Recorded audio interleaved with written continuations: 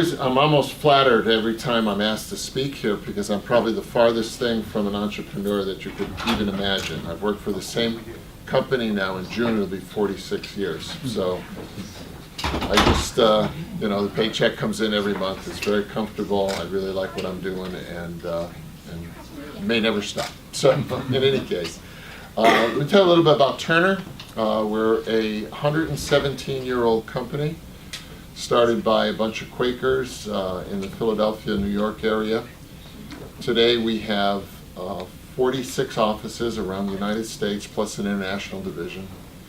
We, this year, will complete $14 billion worth of work, United States and around the world.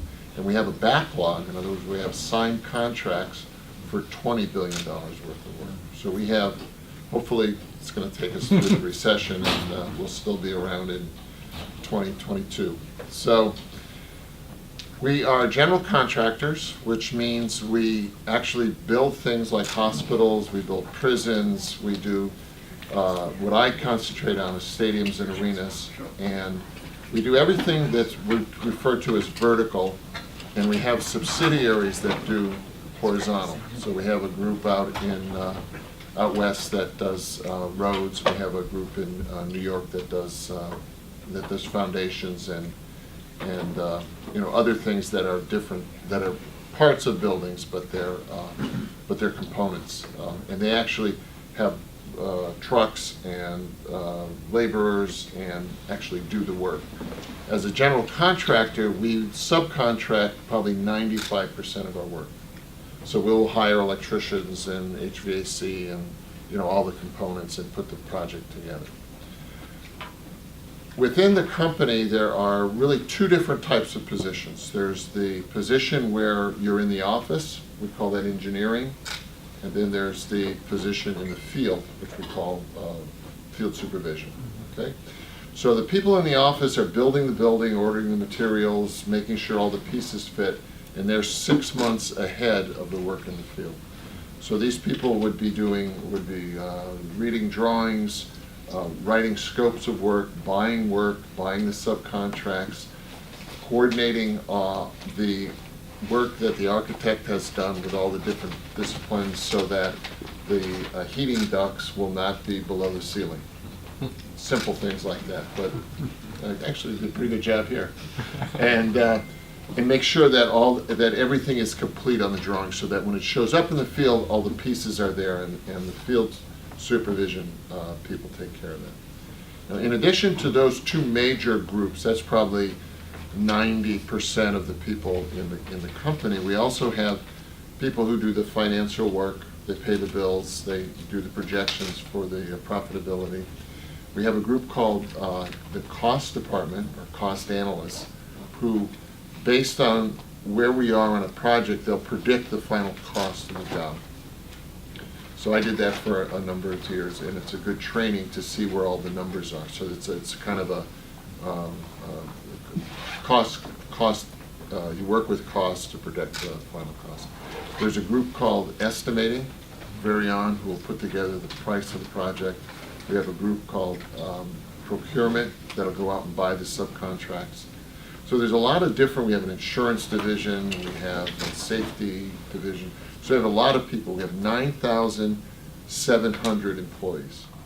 I think last year, 20% of our businesses were done with minority contractors. Minority, women-owned, small business, the groups. Veteran-owned, all of that. In fact, we even had Engineering News Record is a magazine that is sort of like the trade journal for construction. And they pick a person of the year, and 4 years ago, someone who came through this program was that person.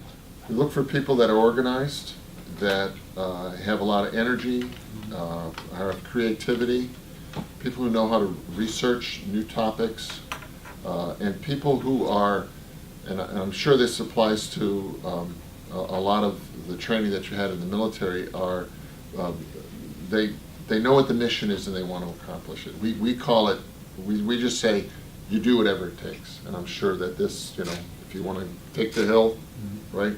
Yep. everybody's lined up and everybody's concentrating on that mission. In our case, we want to open the building on time, build a quality project, and have it come in on budget. And literally anywhere in the world. Yeah, yeah, yeah. And so that teamwork, that group effort is something that we look for in all of our employees. And I've never been in the military, but I would imagine that a lot of those attributes and a lot of those talents are developed right within what you folks have been doing with your careers. One of the things that is important is being able to think on your feet. When plan A doesn't work, plan B has got to come in, and if that doesn't work, C and D, and you go all the way down the line.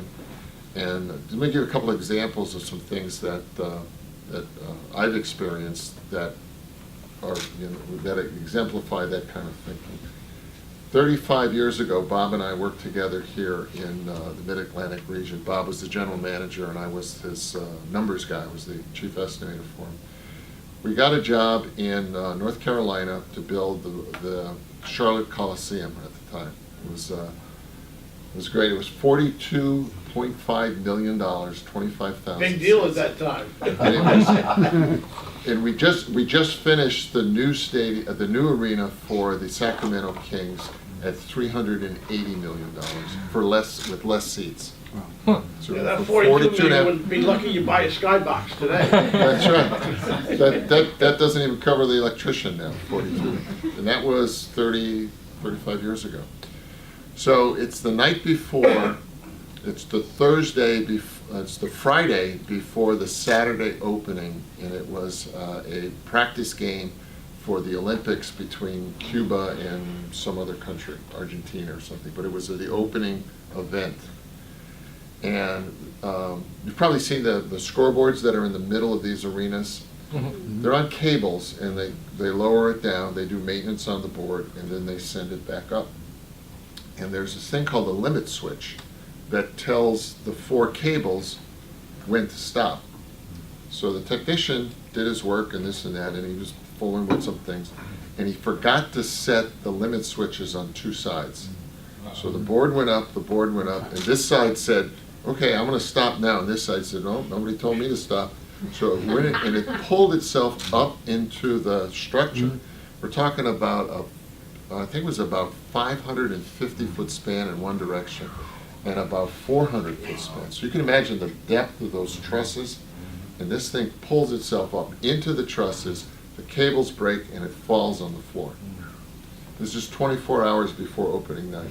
You know, Bob's got his Tums open, you know, we're up here, and, you know, hey Bob, the scoreboard fell, you know, so fast thinking. So what we did is we got a tractor trailer, pulled it right in there, got a small crane, lifted all the rubble onto the flatbed, rolled it out, took the floor out, or no, we left the floor there, it was damaged. We went to the old arena and took the portable floor, put the portable floor down, had the engineer, the designers verify that the steel was still valid, that it, you know, it wasn't going to, there wasn't any long-term damage to the structure, and they opened that night. And I tried to blame it on the estimating department. It didn't work. A lot of opportunities in construction, from sitting in the office behind a computer to out in the field getting work done, coordinating people. Yeah, we have a group of people who work in community and citizenship.